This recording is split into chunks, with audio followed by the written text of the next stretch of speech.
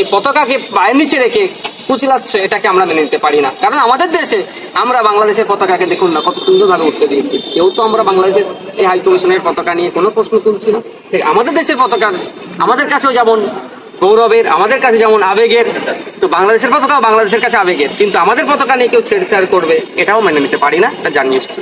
যে বাংলাদেশের প্রত্যেকটা নাগরিক, কাজ করে সংখ্যালঘু হিন্দু বা আরো যারা আছেন, তারা যাতে তাদের নিরাপত্তার সহিত থাকতে পারে এবং বিনা দোষে কাউকে না এই ধরনের দমন পীড়ন করে, তার বার্তা এবং কঠিন ভাবে পাঠানো দরকার।